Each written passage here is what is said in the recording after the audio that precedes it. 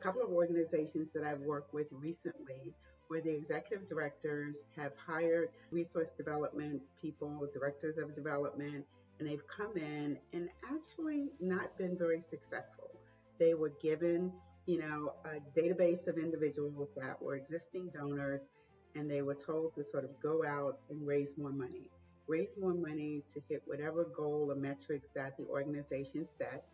And when doing that, they didn't have the tools that they needed to really be successful. And so there's a huge churn in resource development professionals in the fundraising space because they have not been equipped with the tools that they need. So one of the tools that I know and I've used in the past has been having a market study. Equipping a major gifts officer or fundraising professional with a market study when they come into your organization is essential. It's essential for a number of reasons. First of all, it allows you to look at who has the propensity to give that's in your catchment area or in your zip code or in the areas that you serve. This market study will drill down and really give you some key data that you need to really acquire new prospective donors for your organization.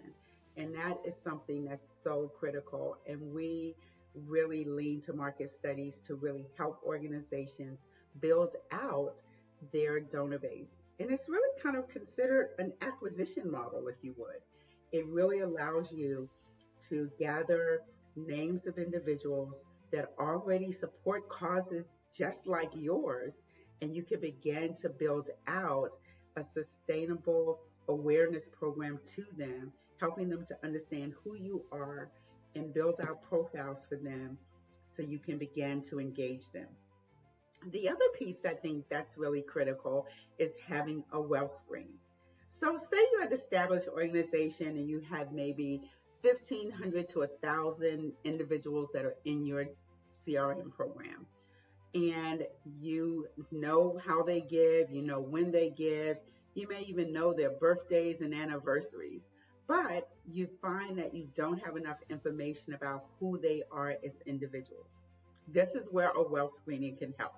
Wealth screening allows you to really have a detailed profile on every individual within your database. What does that profile consist of? Well, it gives you data like, do they sit on a board of directors? What is their capacity to give? Are they a planned gift individual that could potentially give you a planned gift and leave you a legacy? Is this individual working or are they retired? What are some of their hobbies? What are some of the things that they like?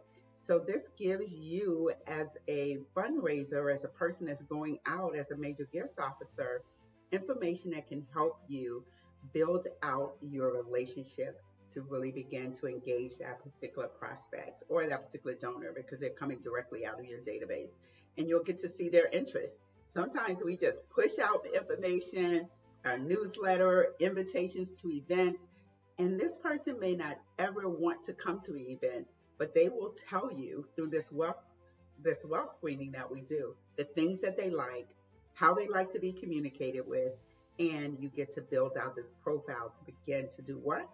Build a relationship, cultivate the relationship, and then develop a plan of care for that individual donor. So here's what you can do. I've given you some of the steps of some of the things that it takes to move from fundraising to resource development by having a wealth screen, by having a market study.